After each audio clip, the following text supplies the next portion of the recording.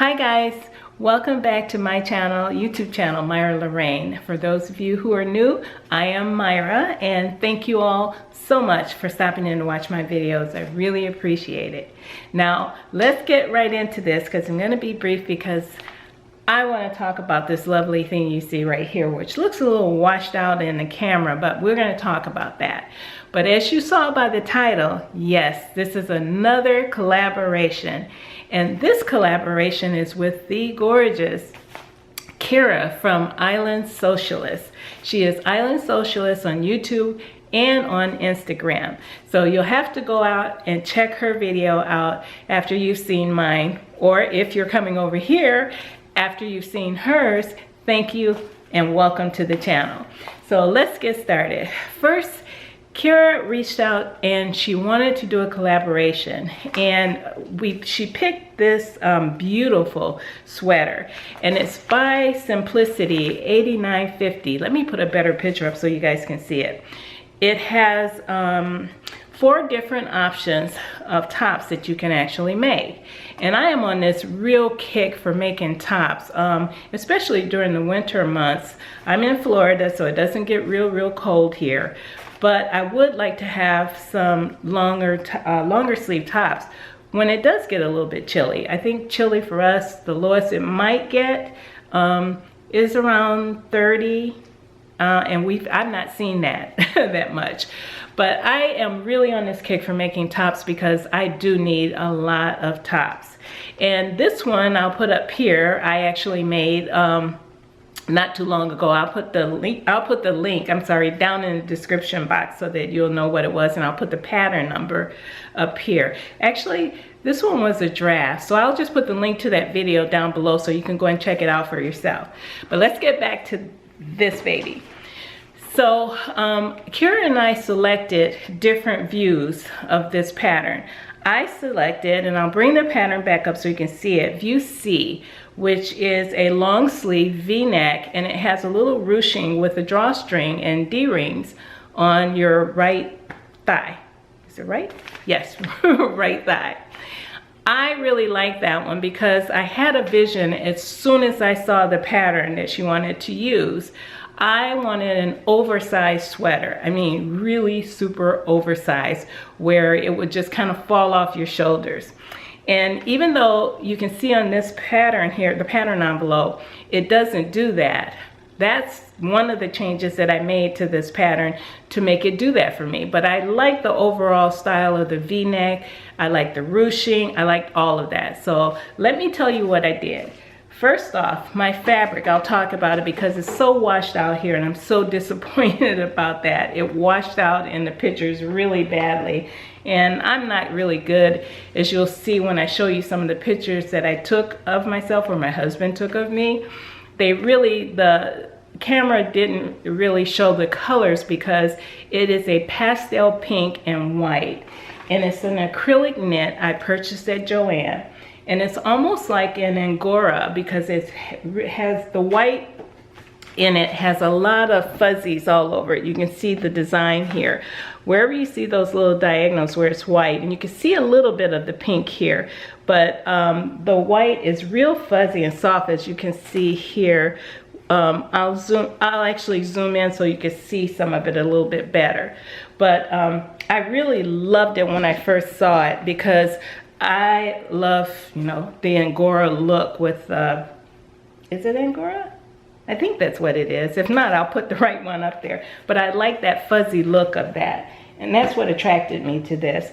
I love the pastel pink too. But it doesn't show up on camera that well. But, so let me talk more about the pattern now. Okay, what I did to change it, and I'll bring the pattern up to talk a little bit more about it.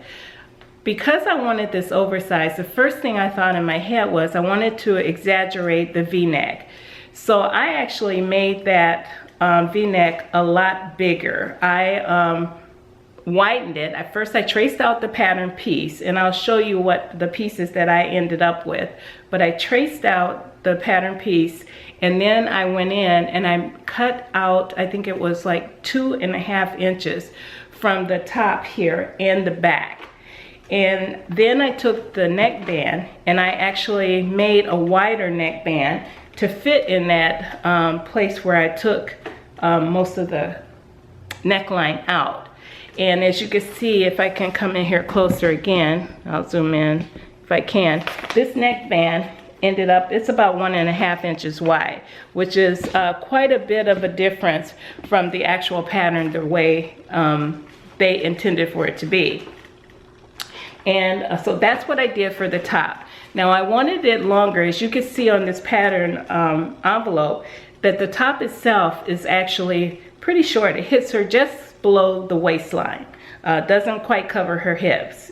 I think it just hits her right there. I wanted mine to come down a little longer where it covered the back of my tushy a little bit. So what I did was, in my muslin, and yep, I made a muslin. I'm getting good at making these muslins. I actually lengthened the pattern of the muslin by 1.5 inches. However, when I put the sweater together, after I cut out my fabric, because I made the changes after I made my muslin, and I thought it would be enough. However, when I put this together and went to try on, before I put the sleeves on it, it was still not long enough the way I wanted. So, in pops the next change I made. I actually added a 4-inch band to the bottom. Let me see if I can get you to see that. There is a 4-inch band on the bottom. There it is. You can see right there. There's a 4-inch band across the bottom. And you can actually see here. Let's see if we can zoom in on that and come down so you can see it a little better. The D-ring with the ruching. And the D-ring, the ribbon, and the ruching on the bottom. And it goes through the actual band. And that took a bit of, it did take a bit of thinking on my part to get it to work right. And I really do love the way it turned out. Now the only other change that I made, on this was another one just to add the bands to the cuff bands.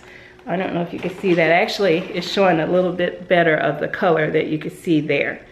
And then I added the cuff band. And I just like to add the cuff bands to these knit tops sometimes because they, it just looks a little better when you have it on. But I absolutely love this sweater.